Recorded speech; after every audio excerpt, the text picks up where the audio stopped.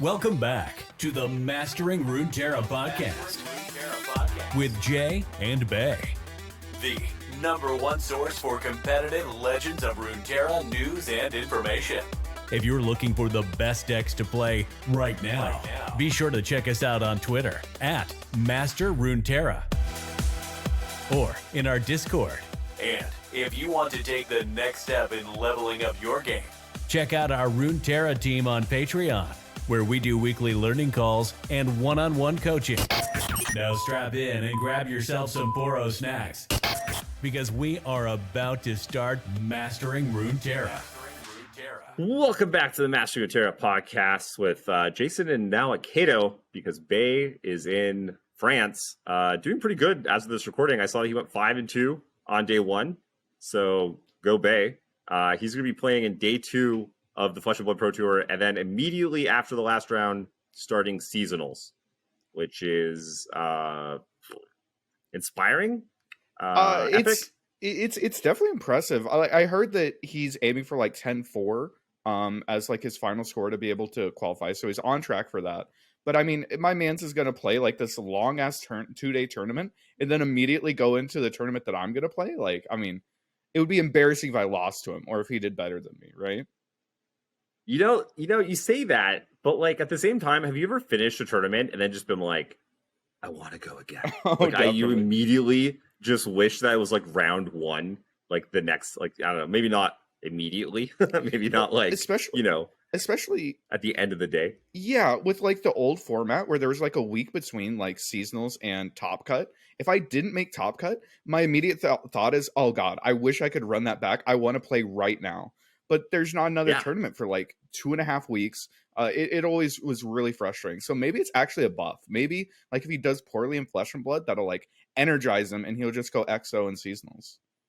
Or even if he does well, I feel like I would carry that like you're in the zone by then, true. Right? You've really kind of like, you're in that gamer zone. You're like paying attention to everything.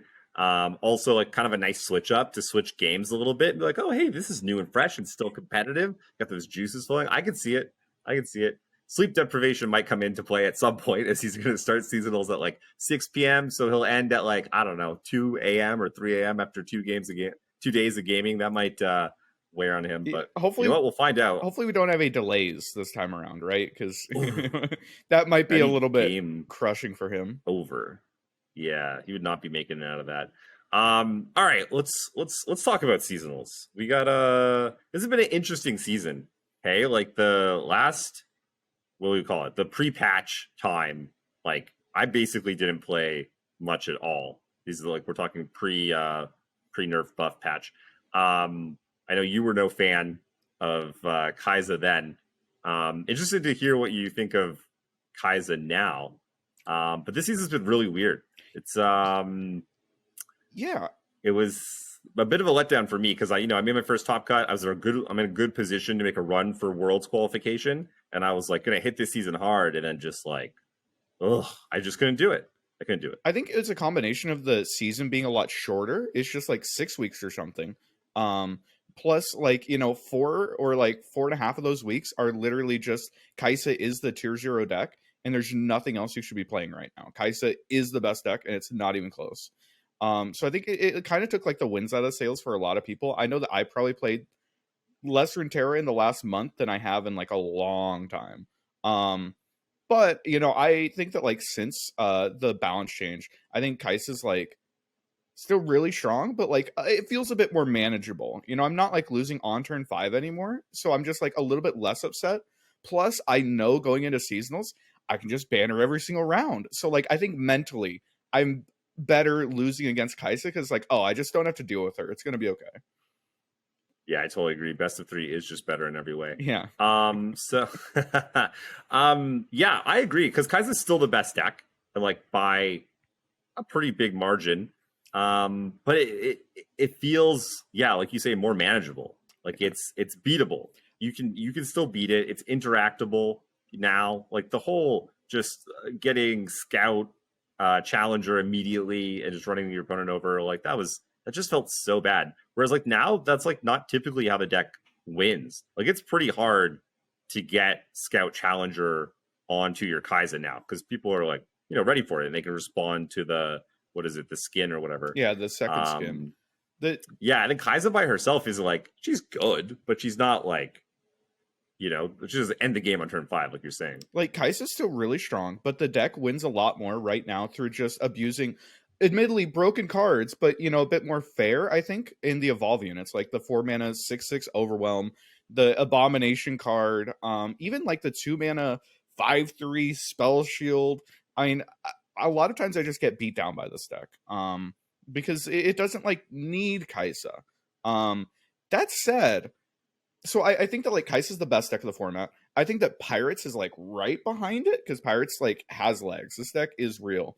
But having played a lot of Kaisa, especially in the last few days, it feels like there kind of might be decks that beat it, which is heresy to say. But like if we had more than a week to prep for the seasonals, like I think if seasonals was in like 2 weeks, we might like not think that Kaisa is the best deck of the format. Yeah, I totally agree. That makes a lot of sense. I forgot that because we've had Kaisa for so long, I forgot that we've only had this Kaisa for a very short period of time, and targeting old Kaisa was like not happening. But this Kaisa, I agree with you. Yeah, there's stuff out there like there's like there's the Nasus Kindred deck that's come out now. There's Ezreal Kennen is doing pretty good against it. Like you say, Pirates is doing pretty good against it. And so I want to touch on Pirates actually for a second, because you and I both played a bunch of Pirates, especially recently.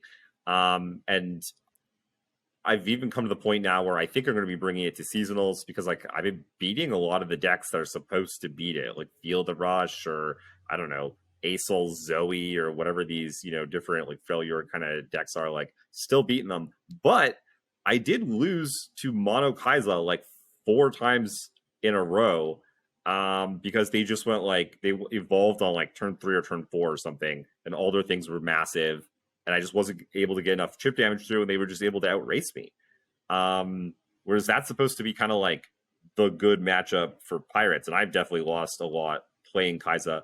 But I was playing like the Akshan or the Sivir version, not like the mono version that has like a lot more units and just kind of a lot more stuff to make the evolve happen faster. It's really interesting because Pirates, like statistically, is like 60-40. Even into like the best Kaisa decks, it's like just crushing. It very statistically obviously is very good in this matchup. If you're trying to play for like a Radiant Guardian, you're gonna fucking die to this Pirates deck. Like Radiant Guardian does not beat this deck at all. That said, there's a few players, a few Kaisa players that have an incredibly high win rate into Pirates. People like Grandpa Roji. Grandpa Roji is he's like ranked number 2 right now. He like made the mono Kaisa list, and like has been really championing it.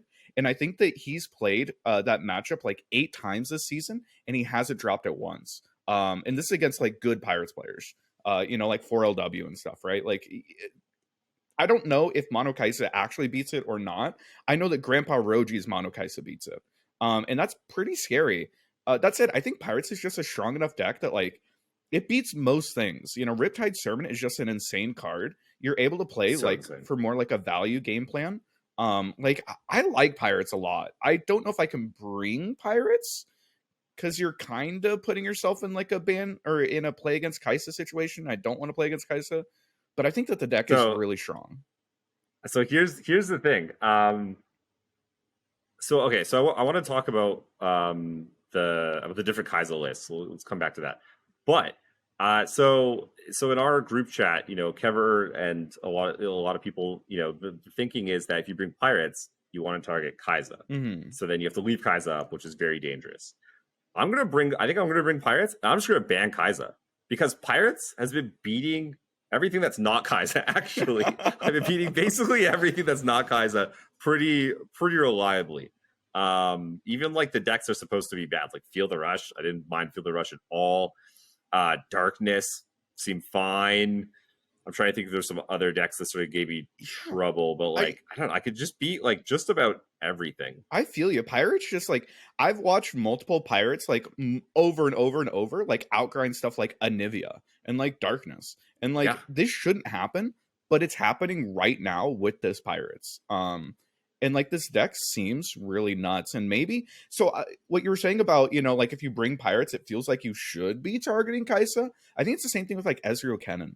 But there's a lot of people that are bringing Ezreal Kennen and are still banning Kaisa. They're like, I'll just ban it. Ezreal Kennen is just a good deck. I don't know if that's like the right place to be, but it's really interesting that a lot of people are going for like these just generically strong decks that should have good matchups into Kaisa, and they're still saying, I just don't want to coin flip. I don't want to have to play into Kaisa. Yeah, well, the really interesting thing is that like I think a lot of people are bringing Kaisa, and then they're bringing like things that are a second deck that's good and maybe a third deck that's a little sus. Like all the other decks below Kaisa and Pirates, they're all, I don't know, they have like some weaknesses. They have some strengths. So like Ezreal Kennen's a great example. I think it's a very good deck, but the Pirates matchup is a nightmare. And sometimes you have to play it really, really well. That's like the thing that made me not bring it, is that like you make one mistake kind of at one point, or even like you don't set up your game plan fast enough. Like you really got to be on it. You really have to know that deck inside and out.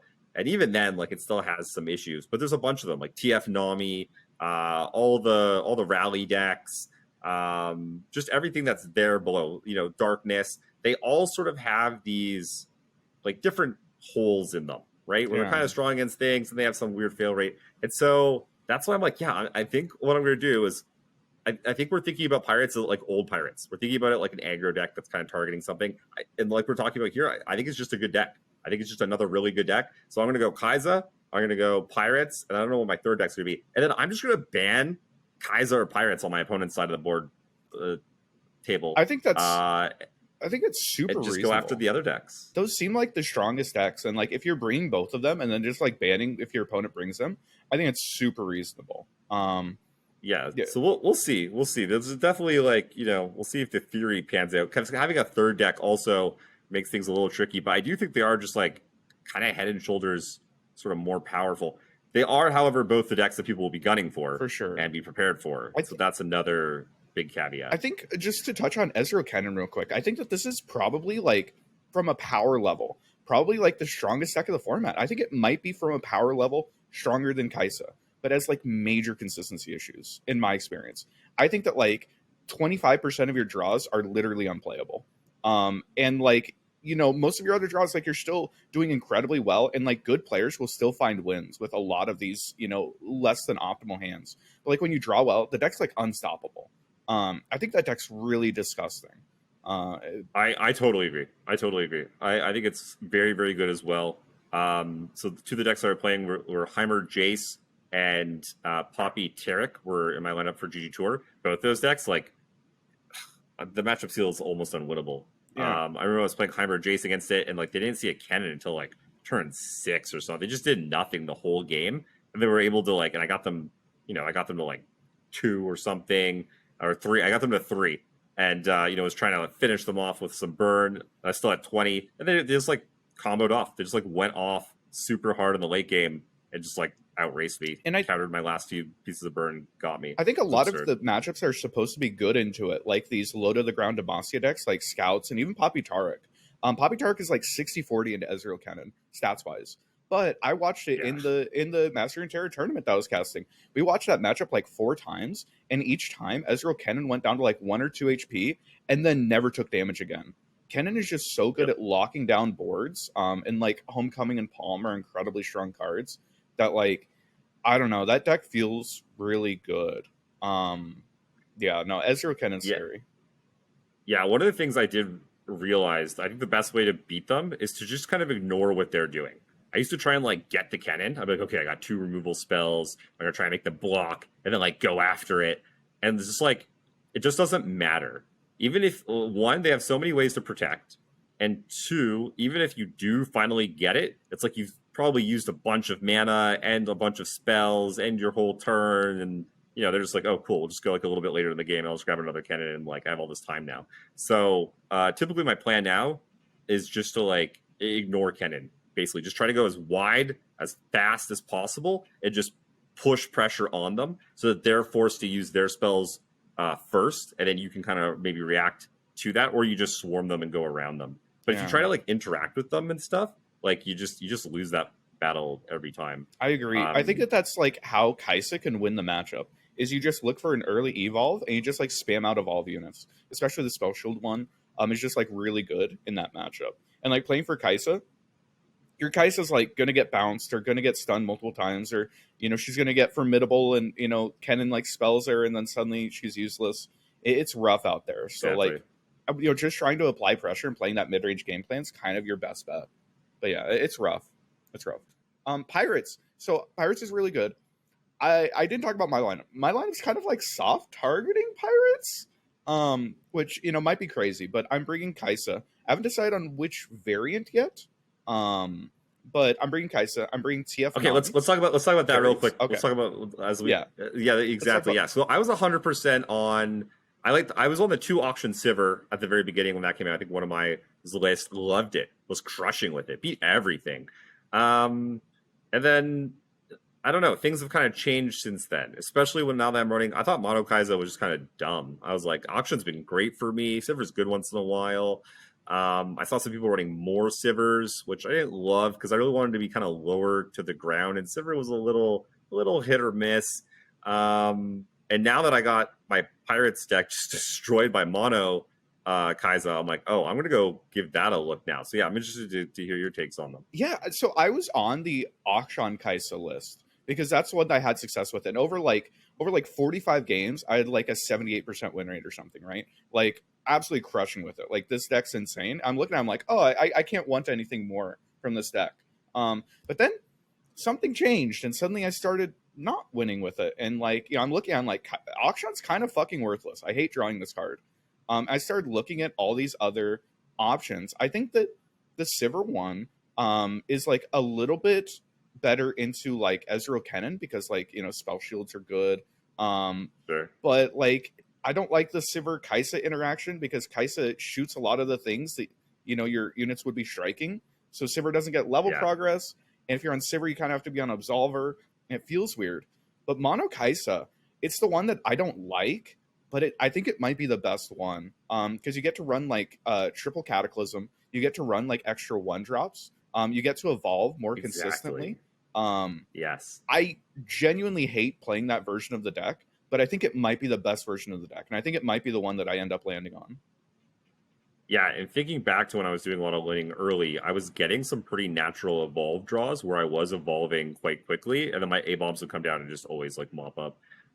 But yeah, like you say, Auction is. I remember hearing you cast talking about liking the Auction champ spell. But I was like, we don't have enough things that actually target our units, so you never get to use it. It's always dead. And then, like you say, Sivir is kind of like, I don't know, it's a big roadblock a lot of the time, and like, yeah, it doesn't get overwhelmed and stuff. So like, even if it levels, it's like, like it doesn't really do a whole lot. It's just another 4-drop. So yeah, I think maybe Mono Kaisa going for that super fast evolve and just having just more stuff early. Whereas like Auction and Sivir are kind of like, they don't affect the board as much as you kind of want them to. Do you remember when Auction used to just tear apart games?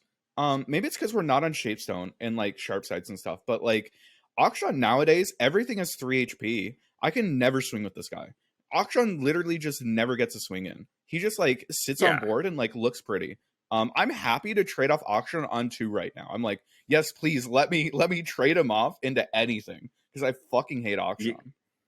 Exactly. I get one more tick down. Anytime you get 3 ticks down on the landmark, it's great. But that's the thing, right? The Kaisa deck doesn't have a lot of spells that target its units. So like you can't go get the horde super fast or anything. Typically I was happy just to get the 1 predict and go find my A-bomb and end the game that way. Or like, there was some Kaisa mirrors that would kind of become grind fests, and just having that like go find that extra card was nice. That's it. The predict and draw is like great. And like if you ever pop the horde, it's great. But I mean, at this point, I'd rather run like Preservarium, man. At least Preservarium draws me cards early. I don't know. I'm unimpressed with Auction. But so I'm still deciding. I'm gonna test out Sivir a little bit later today. And we'll see where I land. But I'm leaning towards Mono Kaisa. Roji like just has convinced me. He's just like so good at the deck. Plus the Mono Kaisa version wins the mirror. And if there's ever, God forbid, a position where I'm not banning Kaisa, I'd rather be favored in the mirror. I didn't know it like snapped wins the mirror. It would make sense because they have more tools and stuff. I was beating Mono Kaisa, but this was early, and like who knows who I was playing on the ladder. I just assumed I had the best Kaisa list because I kept winning.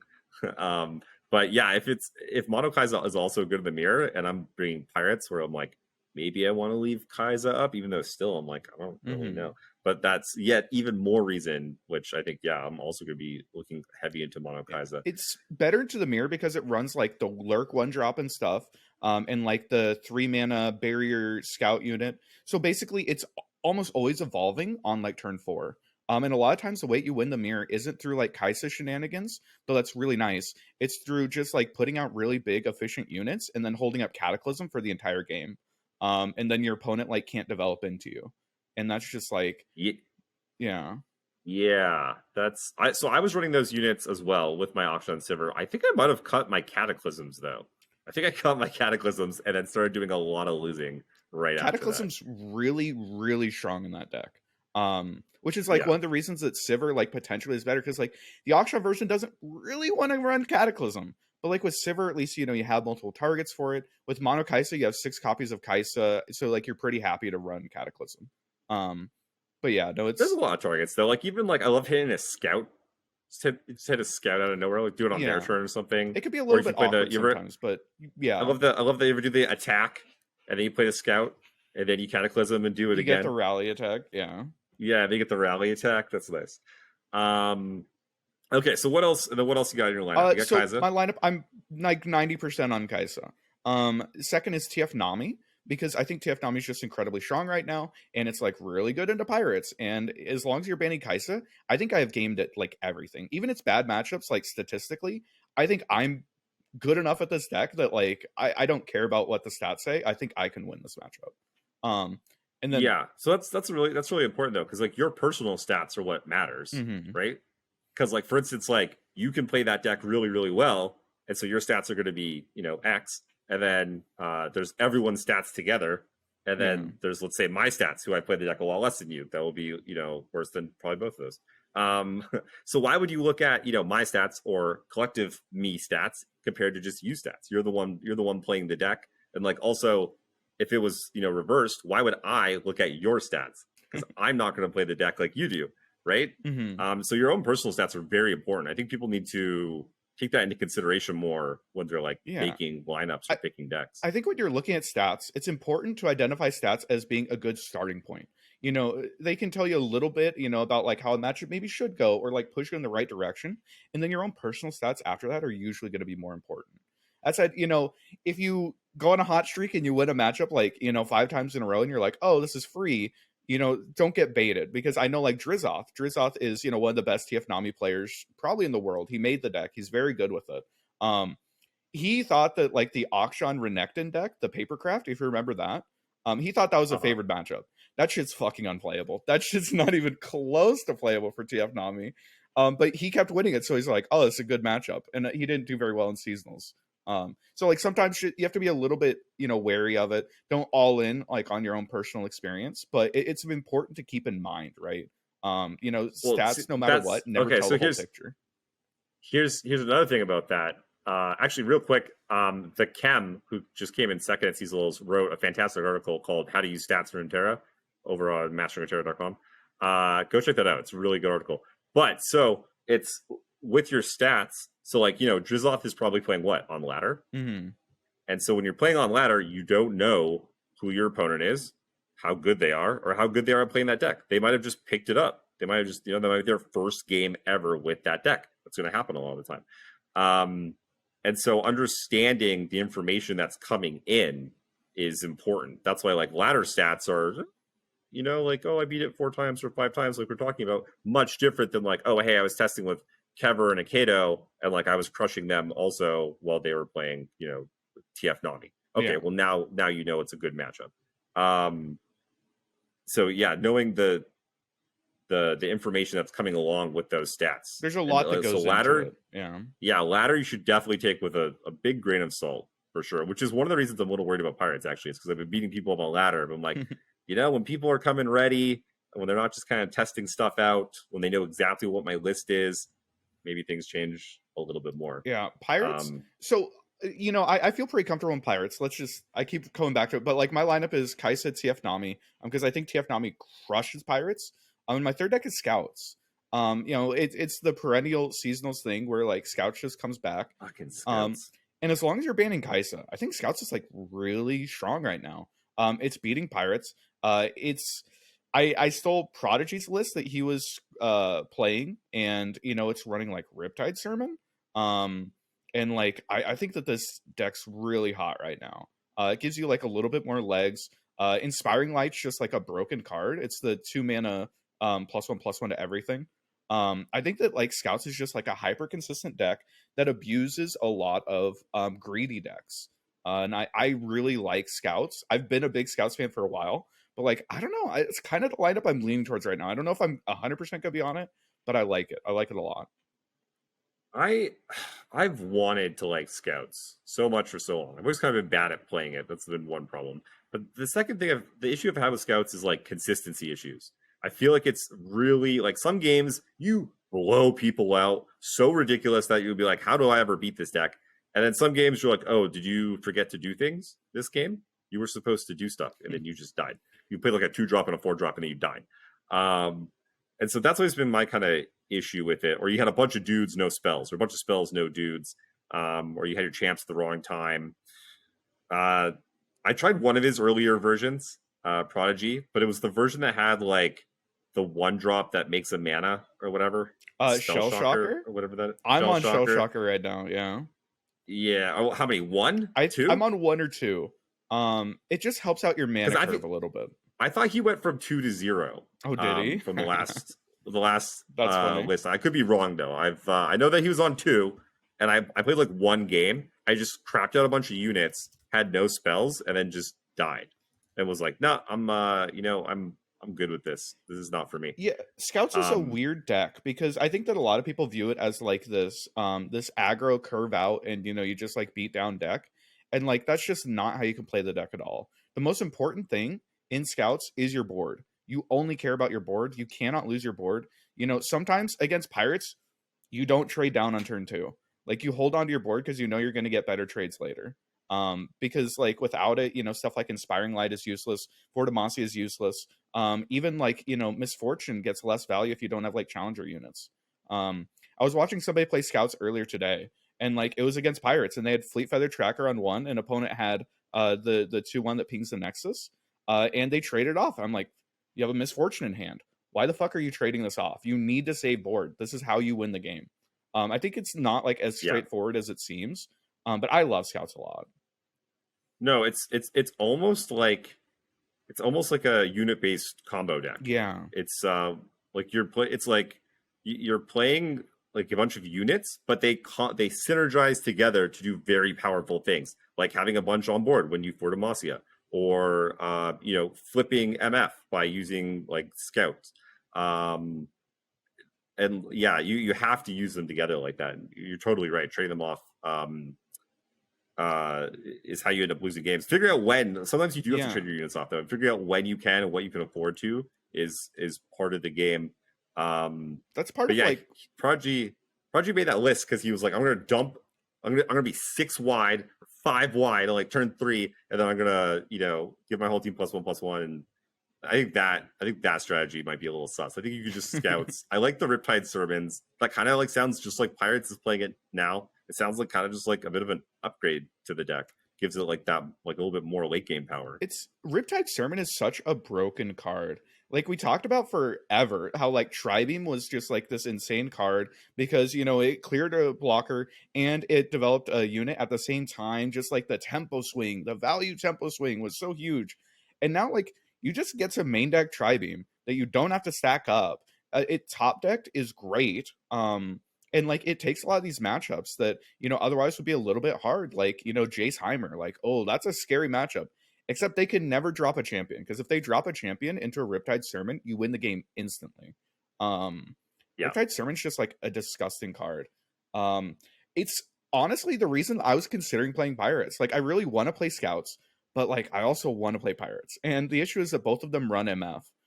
So I don't know if there's like a fix to that, but I would kind of love to just play Pirates, because Pirates is like an aggro deck that also just has like these mid-range value. I was playing last night for seeding, right? And at the end, like towards the end of cutoff for like the last hour, every single match was just Pirates mirrors. And like playing the Pirates mirror like 6 times back to back to back to back. I think I won almost every single one of them.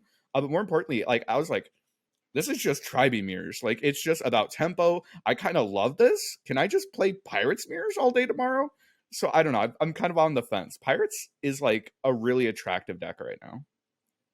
Yeah, so talk to me about the Pirates Mirror, because it's really interesting. You can't not have early drops. You can't just take a bunch of early chip damage, but then very quickly you just trade off your stuff, and by turn like 4, you're like 1 drops and 2 drops are like very unimpressive. You want things like Riptide Sermon. You want the 5-mana burst, Eye of Naga Kaboros or whatever. Is that what it is?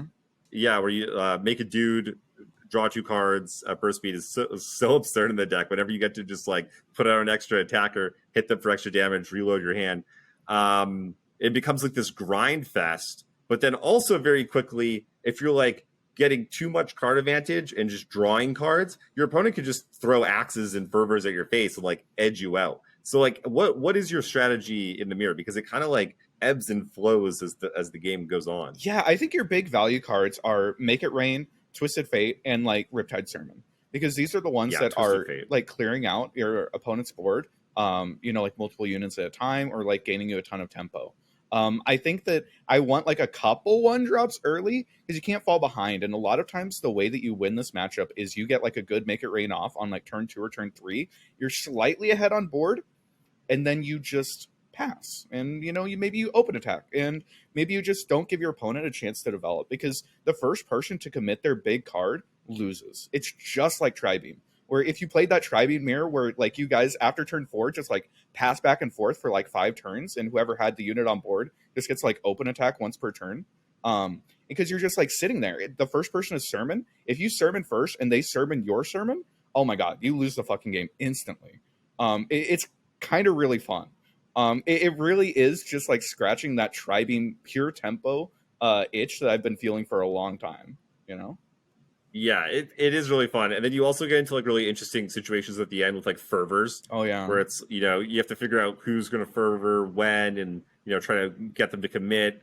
Because you both end up just like with 1 to 3 fervors chilling in your hand, trying to figure out, you're both at like 4, trying to figure out how you can make it happen. So are you keeping Make It Rain in your opener? I was keeping Twisted Fate often, but I wasn't keeping Make It Rain. I think I'm willing to keep either of those. Zap can be good too if you already have like, kind of a made hand. Then like Zap to go fetch a Make It Rain is really nice. Fervors aren't great in the matchup, but like Mirai Warden is a kick. That card is dog shit in the mirror, because Mirai Warden is just like asking your opponent to make it rain your board and like lose the game.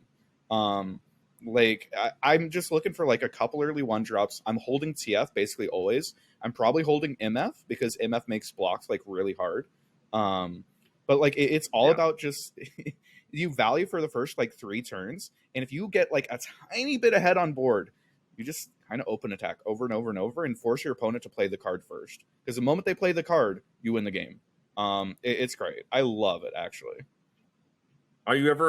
So imagine it's your turn and you have like 1 unit, they have no units. Are you gonna eye and then attack, or are you just sending the 1 unit and passing it to them to I'd to try probably and play hold eye as like a burst speed blocker. It's kind of like if you remember the Draven Scion mirror. If you played that, where a lot of times like you could burst out the 3/2 and push a little bit of extra damage, but sometimes holding it as a burst speed blocker to catch your opponent off guard is like a little bit better. And like it kind of depends on if I'm holding up Sermon. If it's like turn 8 or turn 9, I'll probably throw it out, because like I can still hold up a Riptide Sermon. But like if I'm looking at a Riptide Sermon in my hand and I'm tapping below it, that might be a mistake. As long as I'm ahead on board, I'm pretty happy to just open attack and take my 3 damage. Because at the end of the day, I'm still playing Pirates, buddy. You can't just take 3 damage for free, because you will get burnt out. No. Exactly. Yeah. They end up being really fun matches and really intricate, which is surprising. Not something you would think from a Pirates. For a burn mirror, right? Like deck, right? Exactly. Yeah, it's funny that Mariah Warden's not particularly good at that matchup because I think it's maybe your best card in like a bunch of other matchups I think where you just go, especially if you have double and you get to just go super wide on them. it's fine like later on, like on like turn 5 you can play out Mariah Warden because it develops two things at once, which is nice. And then maybe you bait your opponent into like TFing and then you can like Sermon TF. Like Riptide Sermon is just a broken fucking card and a lot of it revolves around just getting a ton of value off of that card. Yeah. What do you? Okay. Sorry. Do you want? Was there anything else that you wanted to talk about with your lineup before we No, move on? no, I think my lineup's solid. I'm banning Kaisa. There's a lot like there's a lot of like triple rally, triple Demacia lineups. They're a little bit scary for like TF Nami. But like even then, I think Poppy Taric in like the triple rally lineup is a major liability and one that I can kind of abuse. I think that like their hands are really inconsistent, and if you play it well enough, I think that like TF Nami can beat that type of deck. So I Yeah. don't know. It's I like my decks. I kind of hate Kaisa, but I like my decks otherwise. yeah. The Poppy Taric's a really interesting one. Actually, it's supposed to be really good into Nami TF, at It's least supposed stats to be. wise. Yeah. Fair enough. And it's also yeah. I mean, it's not the best deck ever. It does have some issues, but I think there's also a little bit of just like a lot of other decks, like Scouts or TF Nami or Easy Ezreal Kennen. Uh, you can't. You have to. It's a deck that you really need to know how to play. Like it is kind of a combo deck. You need to in the matchups you need to know when you need to be mulliganing for like the combo pieces, or when you need to kind of go for value, or when you need to try to bait things out or timing on it. It is a very intricate deck, and so I think a lot of people do play it poorly, and that's why it maybe gets some hate on. Like the first few times I saw it, I thought it was a joke. I just like absolutely rolled it. I was like, what does this deck even do other than give me free LP? This is ridiculous. And then I actually played it myself a bit, and it's decent. And like some of the draws it gets can be like really nutty. I think I But think it's just a deck. the big thing about the deck is it runs a lot of these like small dinky guys. That's like the Demacia thing. They run like Protege, he's a 2/4, he's okay. It runs like Fleet Feather Tracker and a couple support guys. And if your hand ends up full of those units, you're kind of fucked because they just don't do anything. So Yeah, you're or if your relying, opponent just removes the important units. yeah, I think that like you're relying a lot on like Poppy, Taric, and the Mountain Sojourner card, which I think is a broken card that people sleep Yep. on. That thing fucks people up. But like if you draw like one of those in your game and then it dies, you just don't end games anymore. Especially against stuff like TF Nami that just like shits out blockers. It's the classic Demacia thing where like you have trouble ending games, and like Rally doesn't do it if you don't have one of your champions on board. Your nut draws are really hard to deal with, of course, and like some people are a lot better at the deck. I was scrimming against Roji, and like I was holding up like Vengeance for his Tark for like when he rallies with Tarek. Instead of rallying, he like guiding touches Tarek, and he like double guiding touches Tarek, like a full health Tarek, just to flip it. So on the attack, I can't Vengeance in response. And I was like, oh shit, Yeah. I just got blown out. There's definitely more intricacy to it than a lot of like these Demacia decks that just rally on you. But I think it has like consistency issues. I think it's a little bit abusable. It has a strong game plan though. Yeah. It goes off. It goes off. You're 100% correct though. When you don't have one of those like 9 cards, your deck doesn't really do anything. It's some shitters and some rallies, and like it doesn't get there by itself, and that is a problem. That's a big problem. And then also like Poppy by itself won't always get there. Sojourner by itself definitely won't get there. But like a lot of times people are like, lots of decks would just be like, oh, you could swing twice with Poppy, even that's fine. Even a third time, some decks could just be like, we'll just block down some stuff and like I'll just get you next turn. So yeah, the deck definitely has some issues. Yeah, let's talk about some of the other decks real quick, just specifically about the TF Nami matchup. Anytime you're playing Demacia into TF Nami, you're favored until Nami comes down, and then suddenly swing into Nami, you're like, okay, so this thing has 2 attack right now, but if I swing in, it might just have 8 attack. So it's just like life becomes really hard, right? Yeah, that's especially if you care about your board, and Tark Poppy cares about its board. If your units actually start trading, it feels really bad. But yeah. Where we want to talk Yeah, about? I've played against good TF Nami players, and they just pass it all on. You just pass it back. You're like, show me something I actually care about. I'm gonna keep Yeah. playing like 1 mana spells and 2 mana spells to pass. What are you gonna do? Just not play your big Demacia unit for the turn and pass back to me, and we can go to the next turn. That's cool. Okay, and then you're gonna slam it. Yeah, I'll kill it, and we'll just move on. And yeah, it makes life really hard. It's when players are like trying to slam their Namis or slam their Shellys or whatever, then they just get like in trouble. But yeah, you're able to just kind of pass quite a bit. Anywho, yeah. So let's talk about the format as a whole because it's pretty wide open, right? It's at least I thought it was coming. Going from the GG Tour tournament was like crazy wide open, right? Like in the open rounds, there was all kinds of stuff being played. In the top 8, there was 4 Kaisa decks, and there was like 2 other decks. I think Poppy Turek was one, and I don't forget what the other one. I don't know if it was Nami TF or something else. And then it was just all one-ofs, which is kind of nuts. Like I think there was only one pirate deck. There's only one of just a whole bunch of stuff. And so throughout the week, people were trying lots of different decks. There's lots of stuff being brewed up and stuff. And I'm curious though, because now I'm seeing the format through like kind of my lens, what I've been, experimenting on. I've been kind of throwing stuff away. I'm curious though what you think. Like I think the metagame's still going to be really wide open, but like maybe not quite as wide as last weekend. It's really interesting because I think that everyone's accepted that like Kaisa is the best deck, right? Kaisa, of course. And like Pirates is probably the second best deck. But once you start, looking into like banning Kaisa, suddenly like your options open up really wide. Or even like you might be able to target Kaisa, especially with stuff like Kindred Nasus coming out. I think Kindred Nasus is like a really strong deck. I think that deck's kind of fucked up. And like, if we had another week, Kindred Nasus might be like up there. Ezreal Kennan's really good. Yeah, hold on. Well, on that deck though, like they're playing the Undying.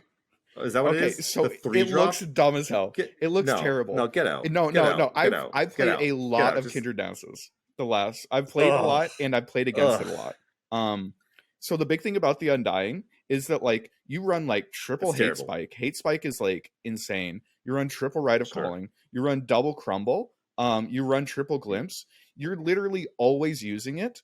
And like Kindred just absolutely tears apart some decks. And if you're consistently proccing the Undying, I mean, I know it looks stupid, and we've been trained. Have you ever heard to not play bad cards to make other cards not bad? So we've been trained to think that the Undying is bad, man. But when you play the Undying with Hate Spike, a Hate Spike is just like it's less bad. Such a dumb card. It's such a dumb card. Hate Spike's really fucking good. That card's really good.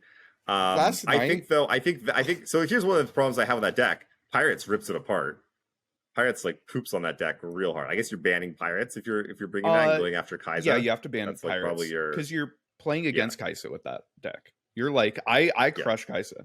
Yesterday I played the matchup and like they dropped Kindred on turn 4 with only 1 mana banked. I'm like, oh, I have a Broadwing right here. I could just kill it. And I go after Kindred. They hate spike. Broadway goes down to 1, and then the little husk that comes out is elusive. And they drop like this fucking 6/6 elusive or they end up dropping like a massive elusive Nasus, right? And it's like, what the fuck just happened? It's so crazy. It's so crazy. Okay, I mean that's fair. I've only played against the deck with Pirates, in which I just Pirates it. But no, going back to like the meta, I think that like it is pretty wide. I think there's a lot of like sleeper decks, and there's also a lot of people just defaulting back to decks that they've been playing. It's Heimer Jace is going to come back. Ezreal Kennen is coming back. Even like Poppy Tarek just like popped up out of nowhere, and it's like, oh, why are there so many people playing Poppy Tarek? It's just I'm surprised with that too. Yeah, when there's so little time to like actually prepare and decide what the best decks are, I think that a lot of people are just going back to like what they feel comfortable on. Echo Zillion kind of cracked right now. Push P's been killing it with that deck. Yeah, man, I love Push P's lineup, which is Echo Zillion, Ezreal Kennen, and then Kaisa. I think is his third. That sounds right. Yeah. And so like, first I thought that maybe the Ezreal Kennen deck would be okay against Pirates, having like eyes, but that is not the case. Also though, you just ban that, so that's fine. Yeah, you just ban it. and I tried playing it, and I couldn't play it, and I tried Echo Zillion too, and that was supposed to crap all over Pirates also. Supposed to be Pirates like worst matchup and stuff, and like, nah. Sometimes you just like you don't have a cat, and so you don't have the Hexite Crystal, and like I don't know, drop orders are kind of whatever. Honestly, like I think my opponent had 2 free drop orders on turn 1, and like I just ran them over. That's didn't funny. make a difference at all. They're 1/3s, right? Like they're just 1/3s. I played the They're matchup MF, and all of a sudden they trade into your 2/1s. I played the matchup last night, and my opponent got like double crystal by turn 3, and I still almost won the game. I ended up like flipping MF because I just like held their crystals hostage because like the moment they use them, I'm just gonna go 6 wide like instantly, right? Yeah. But Echo Zillion's weird because I can tell you what my experience playing against it is. Playing against like Skathis, who's one of the best players, playing against some other players, playing against ladder players. I can tell you what the stats say, and they're kind of similar. Where like I feel like I beat Echo Zillion with Kaisa. I feel like I beat Echo Zillion with like, a wet noodle. I just beat it with everything. But when you look at the really good Echo Zillion players, a lot of them are like, no, those stats are wrong. And then yeah, we get 2 seasons ago where like 6 Echo Zillion players top cut, and it's like, what the fuck? I think that deck's like slept on. Yeah, I think the deck is very good as well. I think it's just extremely difficult to play. Like you really need to be planning a lot of stuff like way ahead. You know exactly what you're digging for at what times and when you're. You really can't like make any missteps. Like sometimes you just go like, oh, like level Echo, play Echo, my stuff dies, revive it, kill you. Like that's cool. Like anyone could do that. But there's a lot of nuance to the deck of like, especially when you're scrying so much. Or predicting, like knowing what cards you need when and like when to actually like dig and stuff is just so important. How to put away games. So yeah, I'm not saying that Pirates is not a dog to Echo Zillion. I'm just saying that it doesn't feel as bad as maybe some of the stats show, or it's not quite as hard. The Hexite Crystal's a bitch though. That card's real good. Hexite Crystal, and some of the lists are on like the Rite of Passage card. Which lets you bring back a landmark that's popped that game.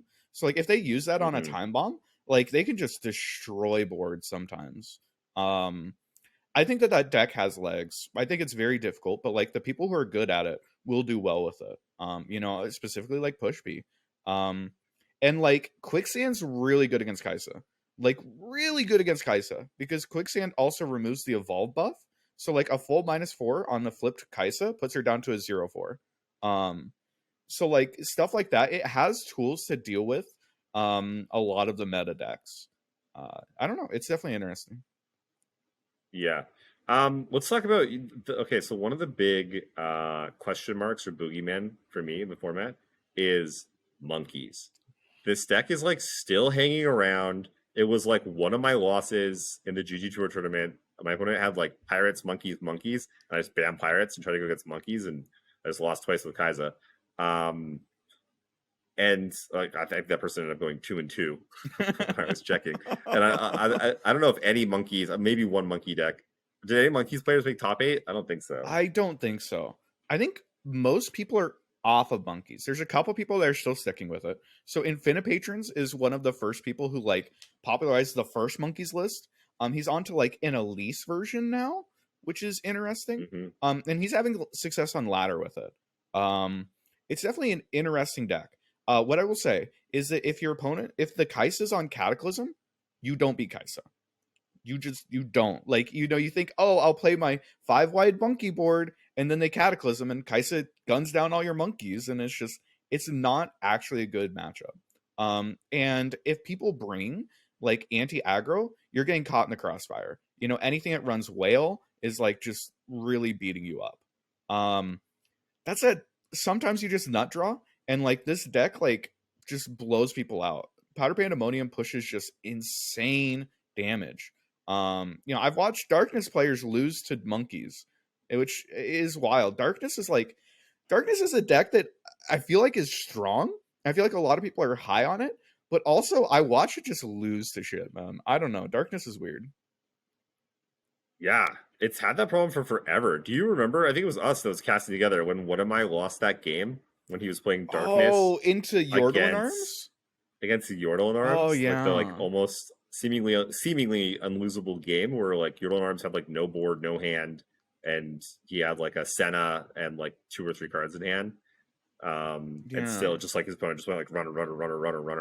They went And like got him. captain into mayor into telescope or something like that, and just like, but no, like darkness, man. Well, like you see stuff like that with darkness where it's like this game should be in the bag, and then it's like, oh, they can't cast all of their spells on turn 8 or 9 or something, and just something slips through and like gets them.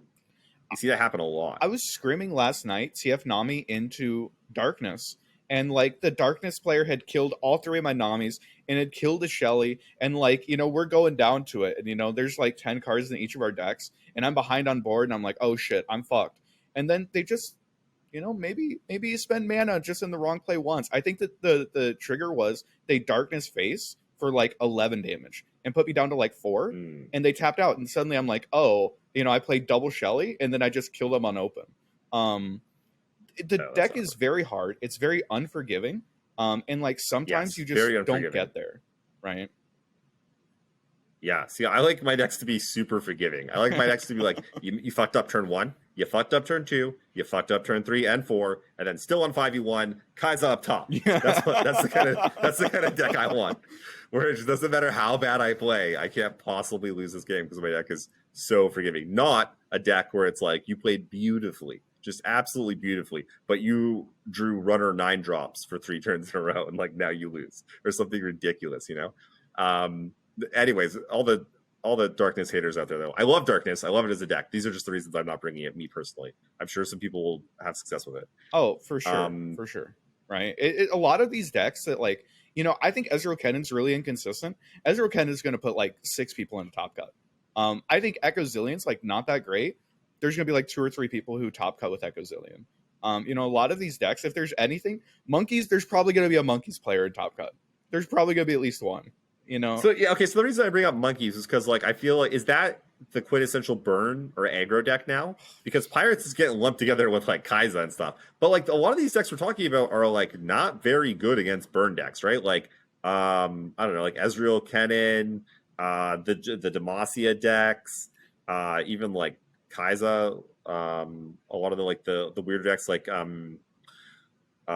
even Heimer Jace. So like it's like God, Heimer Jace, but it's is still like really sus into aggro, which is weird because it's like a control deck and it runs like Vile Feast, and like sometimes it runs a whale and it runs Piercing Darkness. Heimer Jace is like ultra sus into aggro. But yeah, no, it's got that same problem that Darkness does, where it's like, yeah, you got some spells that are really good. But, like, if you ever have the wrong thing at the wrong time, if you're ever like, oh, hey, I got something that makes a bunch of robots randomly, and, like, I got 1/8/8, or you get, like, the 6/1/1s. You play it on turn 3, and you get the 6/1, and then dies to, like, a Make It Rain, and it's like, oh, well, shit. Yeah, you just lose the game on the spot. Exactly. Or, you know, like, they have stuff to combat, too. Like, you go for the Piercing Darkness, and they, like, kill their guy in response, or they sacrifice it. If you Piercing into a Fervor, you just lose the game. Like, it's actually on the spot. And you don't close the game super fast, either. Like, you can turn the corner, for sure, but it's, like, you know, what, turn 8, turn 9 kind of thing? It depends. I think, you know, against a burn deck, like, they got time. The cool thing about Jace Heimer is that, like, all of its bad matchups kind of get fixed by, like, an insane handler hand, right? Like, the handler hands just, like, run decks over. But, like, talking about burn decks, I think that Pirates is a burn deck, but, like, it's very similar to, like, Scion, if you remember, where, like, Scion's like this burn deck, but also has, like, this mid-range value game plan that just, like, beats shit. It's like when Scion, like, for some reason was, like, favorited to FTR, and it's like, this doesn't feel right, but, like, it just kind of was beating it. It was just kind of winning the matchup. I think that Pirates is like. Let's talk about Scion. Scion is. So one of my losses yesterday when I was playing Pirates was to Jay Sensational when he was on Scion, and it did not feel good. He played it like a tri-beam matchup, but he just kept passing to me. And like reacting after I did stuff, and I just never got anything going ever. He like killed me when he was at like 16 or something. It was brutal. Scion nowadays is very mid-range. It is, you know, it's a lot closer to like old Tribeam. It's not running like a shitload of burn. especially Jay Sensational's version. I know that Jay Sensational is on like survival skills and multiple copies of Vi, because he's out there to beat Kaisa. If you don't know, Jay Sensational is like the Yasuo guy, so he wants to bring Yasuo Katarina. And if you're bringing Yasuo Katarina, it has one good matchup, and it's Kaisa. So you're just looking to farm Kaisa. So he's bringing Sion, and he's trying to tech it in such a way that he feels favored into Kaisa. And I think it's reasonable. I think it's okay. A lot of your 4 attack units are hard for evolve units to deal with because they just, trade into them. And then you just kind of like value, and like one good survival skills play like kind of just wins you the game. I think it's like definitely better than people think, because like nobody else is playing Sion right now. Like actually nobody. Yeah. Yeah. I've always hated the deck, especially after the nerfs. It's just like the power level just didn't feel like it was there anymore. It felt very suspect. Like pre-nerf, yeah, sure, you just like stomped on people. But yeah, no one's been really playing with it. But like, I don't know if it's supposed to be Kaisa, and I just got ripped apart when I was playing Pirates. I'm like, does this seem like a terrible place to start? Sion has always been like the anti-aggro deck, right? Where like it was always favored into other aggro decks. And like if played properly and built properly, it seems like it's okay into Kaisa. The issue is it kind of lacks that inherent power level that a lot of decks have right now. Where sometimes you just bring like a slightly weaker deck, and like sometimes you just get out muscled. Sometimes your opponent's deck is just doing stronger things than you are, and you just lose. And that's the scary thing about leaving Kaisa up. Yeah, that's always. And we should have said it at the front of the podcast. You should ban Kaisa. I know that we've talked about, here's like these anti-Kaisa. Maybe you can beat Kaisa. Maybe Kaisa's not as. No, you need to ban it. You need to ban it. You should probably be bringing it. You should also ban it. Even if you're bringing like Pirates, man, just fucking ban it. It's just I've tried like so many seasonals. The original Thresh Nasus seasonals, I tried to target Thresh Nasus. Ari Kennen seasonals, I tried to target Ari Kennen. The Poppy Zed seasonals, I tried to target Poppy Zed. Like so often, I try to target like best deck of the format, because like I probably do have good matchups into them. But like you might not run into them nearly as much as you expect to. We always go back to like TF being like the strongest deck ever, and it having like a 25% meta presence in like maybe 30-35. Yeah, still. Like, which means theoretically or statistically, you're running into like the best deck of the format like 3 or 4 rounds. You're gonna run into random shit. Yeah. And even when you're targeting these decks, even if you have like a 60-40 into that deck, sometimes they just nut draw, and like you just don't beat it anyway because their deck is still like really fucking strong. Even 60-40, you lose 4 out of 10 times. And when you bring a counter, you don't want to hear that, but that's the reality of it. And you probably should not target best deck of the format. You probably shouldn't target it. And then even if we need more on top of that, I see this happen all the time where people have their lineup that beats the best deck, but they've been playing against their buddy, and then they go up against like you Kever, someone playing their deck that they know how to play super well, or just anyone that knows how to play their deck really, really well. And all of a sudden, like, matchup's a little bit different now. Timing is a little bit different. They're not just playing their stuff out. They see what you have coming and they like adapt to it. And I see people lose, when they're like, I'm 80% here, and then they like lose, a bunch. During Ari Kennen seasonal, my target Ari Kennen lineup, I think that like against random Ari Kennen players, I was probably like 75% into them. I think I was like crushing it. But then when I scrimmed against Kever, like I'm pulling like 55%, and like I'm favored. But like, goddamn, dude, I'm bringing a lot weaker power level decks just to like try and beat this deck, and I'm only beating it 55 out of 100 times. It's rough out there, man. It's rough out there. Yeah, exactly. You're like, so you're up against Kever, you're like 55%, let's go. And then you like go up against somebody else that does not play in that deck, and you're like, oh, I am a massive dog, just the biggest dog ever. Anyone that's not playing Ezreal Kennen is like looking at your lineup like, how did you even bring this? Like, this is the freest round ever. Yeah, no, they run like on here? Just some generically strong decks, and it's like, oh shit, I'm gonna have trouble here. Just every unit is just like big, just twice as big as the thing you're doing. Yeah. I think raw power is important. It's kind of the issue with something like Sion. It's like Sion might have good matchups, and you might be able to play well with Sion, but there's a reason why Sion's like a low tier 2 deck right now. And like you're just gonna run into somebody with like strong decks that just do their strong thing, and like you aren't gonna have an answer. And it's rough. That doesn't that doesn't mean that you shouldn't bring decks like that. I think that at the end of the day, we can build like these, really cohesive lineups and like have a game plan, and we know what we're banning, we know what we're beating. At the end of the day, I think that comfort probably matters most. I think that like, if you look at matchup tables, that's like on average your personal win rate on like a deck that you're really comfortable with and your game plan's like usually going to be better. You should bring decks that you're comfortable with. You should still have a plan. You should know what you're doing when you queue into Kaisa, when you queue into Pirates, when you queue into these best decks. You should know if you're banning them. You should know if you're trying to beat them. You should know what your game plan is. But you don't have to play the best decks of the format. You can play these like tier 2 decks as long as you're comfortable on them, right? Yeah, it's so important. And like looking back, a lot of things I would do at seasonals is I'd play like the 3 best decks. One of them I probably played a bunch on ladder.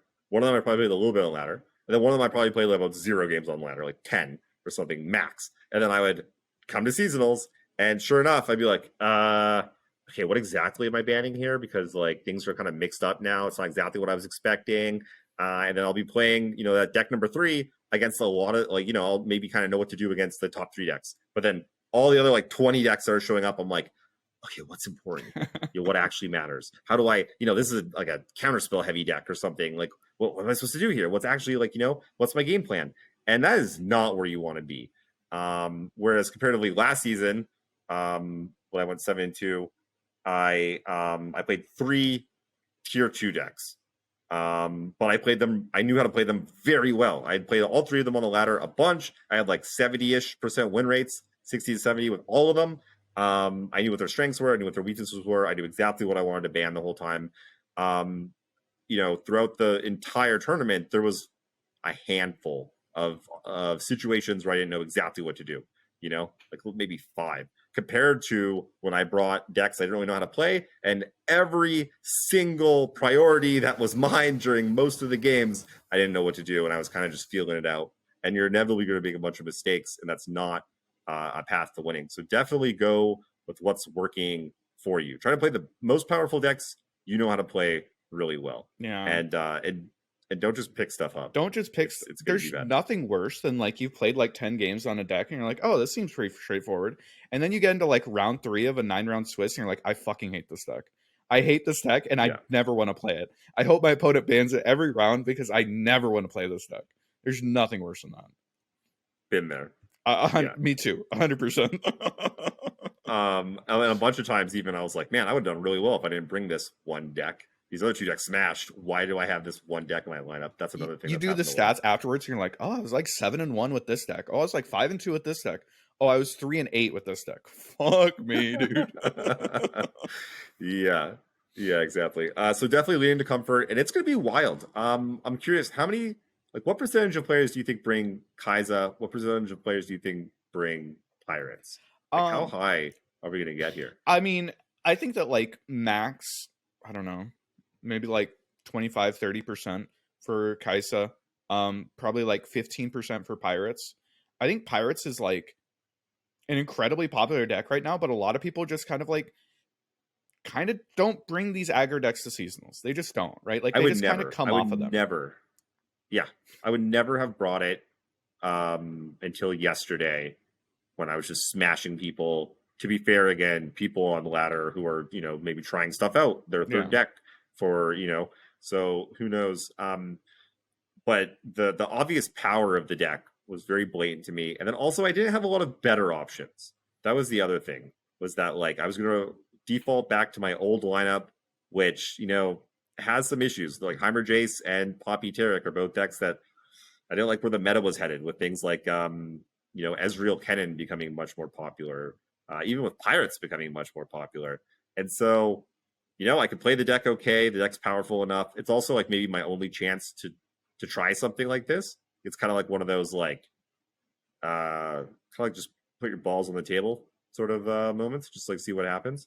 Because like whatever, I don't know, this could be a disaster. This could be an absolute like what if I just like 1-6 it, just like I'm out of worlds, out of everything, it's done. There's still the trap farmed out of me. There's still one more be seasonals bad. before Worlds to qualify. So even if we do poorly here, we can still just bank on top 4ing the next seasonals. Just top 4 the last one? Yeah. Oh, that's great. That's what I did last time. So I mean, just do it again. Fair enough. But like even with these percentages, like if I think that Kaisa is probably gonna like show up a little bit less than you expect, and Pirates a little bit less than you expect, I think if we look at like top cut percentages, I think at least half the players are bringing Kaisa. At least 16 of the top 32 players are getting in with Kaisa. And I would say at least 8 people with Pirates. Yeah. I think it's pretty accurate. Shoot, what was it? I was going to say one more thing about bringing Pirates. I can't remember. That was you're good. I'm looking forward to doing it. I'm almost super nervous. It's just like, it just feels like a deck that's so, when you lose, it feels so bad. At least it used to with those sort of decks. At least now, like, you have some late game, whereas before you just sit there and like draw your one card. Yeah. Hope for the, just slowly die a horrible death. Doesn't feel like that way anymore. From a mental perspective, it feels a lot better to have draws like Riptide Sermon and like I have Nakaboros instead of, like, I'm drawing a 1-drop on turn 6. Another 1/1. I would rather not. Another 1/1 that can't block. Having bombs just like feels better, right? Yeah, and it does give you that late game. Oh my god! I figured this is what I was going to say about it. So while I was trying to create my lineups, and I was trying to figure out my bans. This was my old lineup pre-Pirates. I was like, what happens though if someone brings Kaisa and Pirates? I'm like, I'm just kind of fucked. I'm like, which one of those do I ban? And then I was like, what kind of mad lad would do that? I was like, someone's going to do it. Some idiot's going to bring like the 2 best decks and just throw a 3rd deck in there. And then like a few days later, I was crushing the Pirates. I'm like, you know what? I'm going to be that idiot. Fuck it. Let's go. Yeah, what if we just jam the best 2 decks into the same lineup? Do you have the same matchup tables? What should my 3rd deck be, though? I'm just doing something strong. What do you mean? They both want to ban Kaisa Pirates. It's fine. Right? I'm just banning the best. I'm just banning the best deck on the other side. I'm not even trying. Pirates plus Kaisa is like a reasonable lineup. I know several people who are on that lineup. The issue with running something like that is that if there are decks to target this season, people are targeting Kaisa and people are targeting Pirates. Now, we could talk about whether that's a smart thing to do or not. People are doing it. So when you bring both of them, that like every single round you're like fighting an uphill battle, which your decks are strong enough that you're probably fine. But that's something to keep in mind. But you're not queuing into anyone that's like, oh, what are they doing? What's happening here? I have no idea. You're not getting any of those freebies. You're like, oh yeah, this is what I was prepared for. Also, that's what you're getting every single round. Whatever you do bring as your 3rd deck, you are playing that 9 rounds. You are playing that deck for 9 rounds. I didn't even think about that. Oh my god, that's such a good point. So you need to be comfortable on it, You need to be real comfy on that 3rd deck because it's getting some miles. Oh my god, that's so funny. Okay, well, we're over an hour now. Is there anything else you wanted to touch on? Any like tips for anyone going into seasonals? Stress less than you're going to. I know it's stressful, but like, just try to stress a little bit less. It's a fun thing. Like O2'd out of like multiple seasonals, man. It's depressing as hell, but it happens. Do you get worried or do you get like anxious before seasonals or no? I used to when it like mattered a lot to me when I really wanted to win. And now I care a lot less. Winning would be nice. I frame it in my mind like I'm here to just like have a good time playing really competitively, and like you'll get that every round. There's that's gonna happen, and so I'm here for like the competitive spirit of it. Like I want to win for sure, but when you like kind of think about winning as your goal and your endpoint, like you need it so bad, and like you're stressed out about your lineup. But what if this happens? What if that happens? That's not a good place to be. That's not a good mental state to be in. You're not going to perform well if you're like that. So you really do need to find the fun. Like that's like been a big like eye opener for me. I think I've played in like 7 or 8 seasonals. I missed the first 2 because I just didn't play the game then. But like since then, I think that like my first couple I got really anxious for, and after that it kind of mellowed out, and then I topped one. And then after I topped one, I became a content creator, and suddenly I feel like I have a lot more pressure on it, where like, fuck, I kind of have to do well. Like if I don't do well, like, man, I'm gonna look so fucking washed. I don't know. I'm not too worried about this one, but I've also top cut my last two. I didn't play in the last one because I top cut and then just went to cast it instead. But I've top cut the last two. So like I'm maybe like a little bit more confident that I should be going into this one. I'm not as worried about it. But a lot of times I do, feel really anxious going into it just because like if I fail, I'm not just like disappointing me. I feel like I'm disappointing a lot of people. But, Yeah. So I used to have a lot of that also. I know exactly what you mean. It was a lot of stress, a lot of anxiety, and then so I would end the tournament would end, and I would just feel bad about it. I would just feel like no matter what the result was, I was just kind of felt bad, and I was like, why am I doing this? Why am I spending these days, hours, weeks of my life to prepare? Or I guess typically I don't prepare that much. But then also like taking a weekend off, taking a whole Saturday off, trying to fight for what? Table scraps mostly. Because if you don't come in first, like everything else is like, top four is like $1,000, $1,500 or something. Just win, bro. Top 32s. Top 32, exactly. So one person out of 1,000. Think about that. One person out of 1,000 is going to go home like pretty happy. Everyone else is going to go home like quite a bit less happy. And so why? Like, why the fuck? Like, of all the things you could be doing in your life, of the endless possibilities of stuff you could be doing right now, you're gonna be here playing this game for like no money and then just making yourself miserable. It doesn't make a lot of sense, does it? Bro, I'm out here streaming it. Come on, man. You can't get me depressed before it. Come on. So what I'm saying is you need it. We do it for the love, right? We do it for the competition. We do it for the clout. We do it for the the community. We do it because it's fun. It's fun. It's fun to be with our peers. It's fun to be like, yo, Jason, I won, not you this season. Fuck you, bitch. And like where my first call is coming when I win, motherfucker. For anyone listening at home, I'm pointing at a cow. But like that's why we do it, right? Because it's a good time. It's fun. It's a good game. It's a beautiful game. The community's fantastic. We all have a good time. Trying to learn, trying to get better. It's a lot of camaraderie. The high stakes competition is a lot of fun and a lot exciting. So I think concentrate on that. Remember like why you're here, why you're doing it. You're here to play the game the best you can and have a good time doing it. And like also if you just concentrate on that, the winning will come. And so it's like instead of a negative repeating cycle, it's like a positive cycle. I think and so that's you're totally awesome. There's a lot of like camaraderie on the day of seasonals, right? Where like everybody's coming together. We all have the same goal. We're all just trying to have fun. And then you could talk about like your bad beats and you went like 5-2 and had to drop, and I don't know, it's just fun. It's really fun, just like everybody's coming together because we love the game and we all have the same goal. And even if we don't meet it, I think that there's something cool in that. There's something really cool in that. I love seasonals day. Oh, it's great. Yeah, I'm always like as much as I want to win, like I want all my friends and teammates to win just as much. And when people are going on a run or whatever, I'm like super hyped and I'm like, watching to see how they do. And then when top 32 comes, I always want to see how everyone's doing. Because it's like, it's fun. We're like we're a team. We're a bunch of friends hanging out, having a good time. And so I think it's important. Like it's important to have fun, man. Because like if you're not really, why are you doing it? Because this is the worst paying job ever. We go work at McDonald's or something. Yeah, make more money. If there was a seasonals for you to win, Jason, I think this one's it. Jordan is casting, so he's not going to play Top Cut. Majin's tired as hell, so he's not going to make it. This is your time. Those are my free wins, bro. What are you talking about? My buys are getting taken out of the pool. Wait, true. Beat those guys up in testing all day. This is your time to carry Master Runeterra. Jason Seychelles is bringing fucking Yasuo and Sion, man. So like, Pushbe's bringing Echo Zillion. I'm bringing TF I think Nami. it's Push. I think it's Pushbe's. I think it's Pushbe's time to reshine. We put a lot of people in top 32 last time.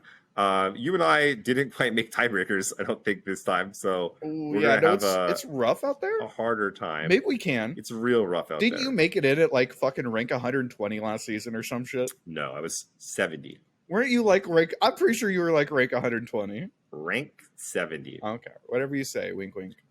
I was ranked 70 when the snapshot happened, and then I played a couple more games right after that and dropped down. Sure, yeah, no, whatever you made. Look, the top I don't know cut, if we're just giving people, I did make it, and now I finished at 80th this time, and so I will also be in a good place too. Yo, I believe Though, in you know you. what? I will say the breakers are going to be nuts this season again, because I think just like last season, things aren't solidified, and like matches are going to be crazy, stuff's going to be all over the place. Yeah, it'll be interesting to see what happens with those tie breaks. Just in general, you know what? I'm getting nervous and scared. No, don't get nervous. Do you prefer like the wide open tournaments, or do you prefer solved tournaments? I